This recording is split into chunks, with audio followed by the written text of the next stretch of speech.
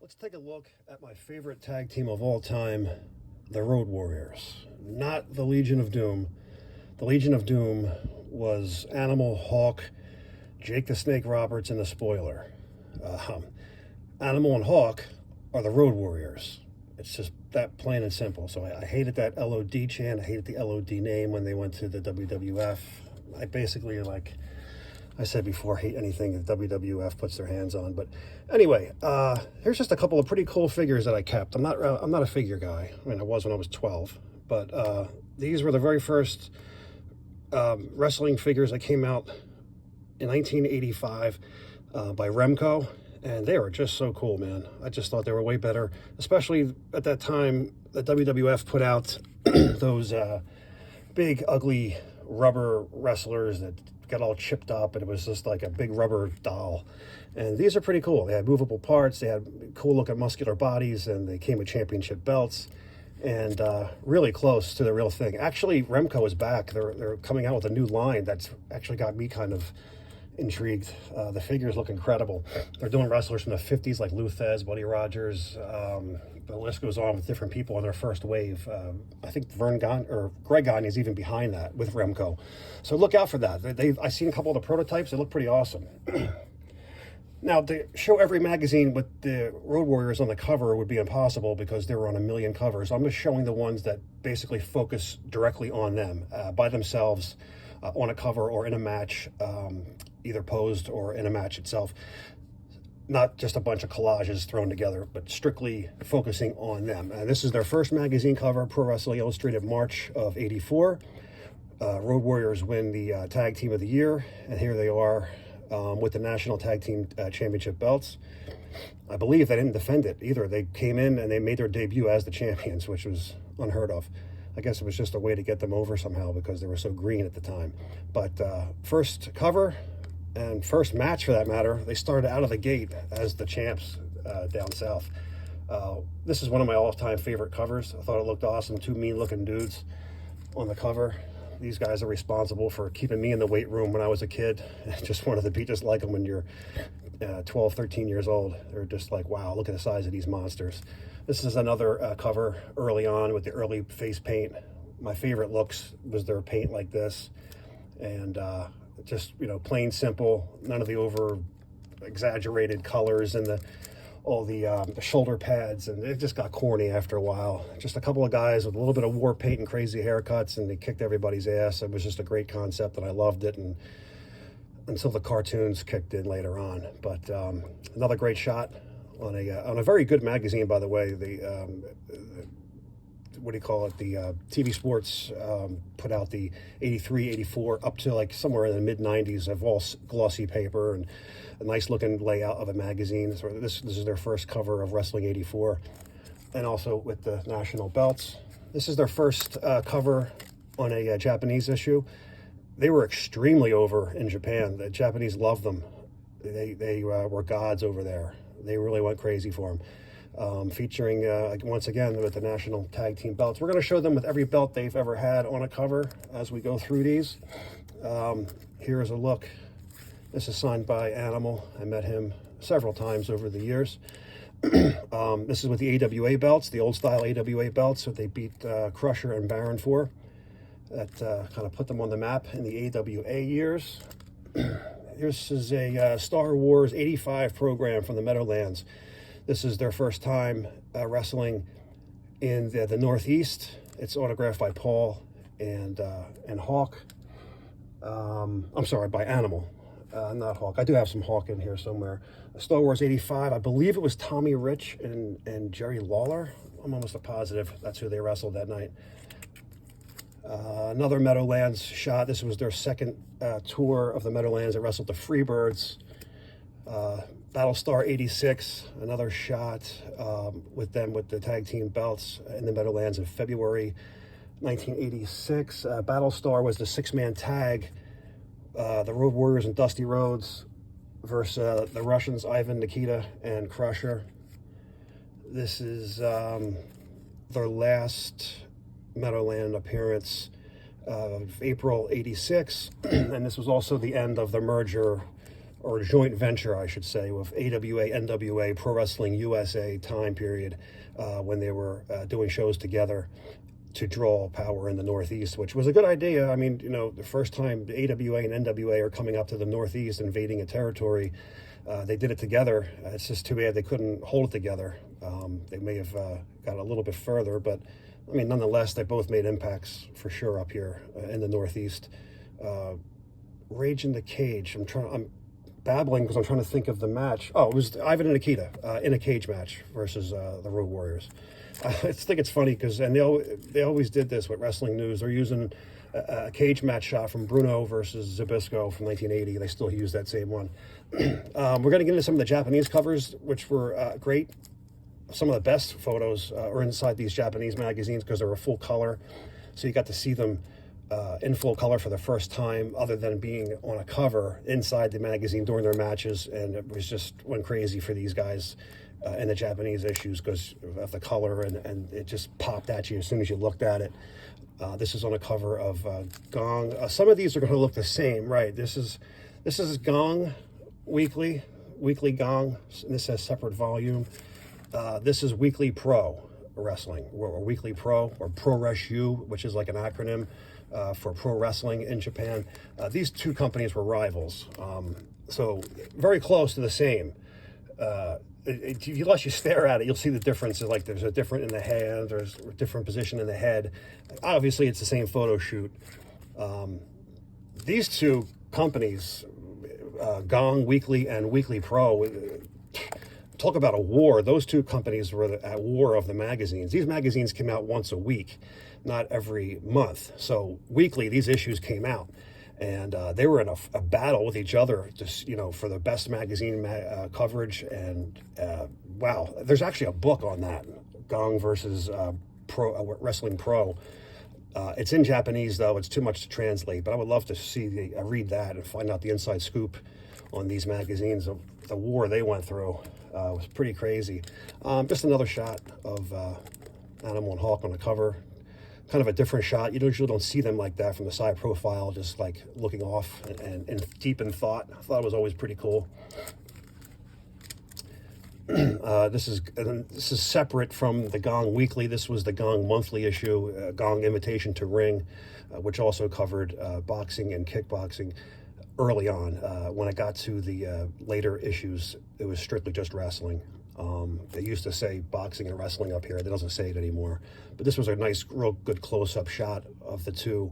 I've always loved that cover, too. Back to another issue of Weekly Pro with the AWA titles. You see the belt change. Nice, good shot, good close-up shot of the AWA tag team belts, which were much better upgrade than the other belts they had before. And a match in Weekly Gong of them in the ring, which is a great shot. I've always dug this shot too. This is going back to Weekly Gong again, Gong, G-O-N-G. In case anyone, if you wanted to search anything out on eBay, it's just type up Weekly Gong and these will come up. The Japanese issues are very, very expensive, and part of the reason being is they didn't collect them. They weren't like used as collectibles. They were thrown away when they were done with it, kind of the way we would treat newspapers. Once you got a newspaper, we would just chuck it. And Japan did the same thing with their magazines.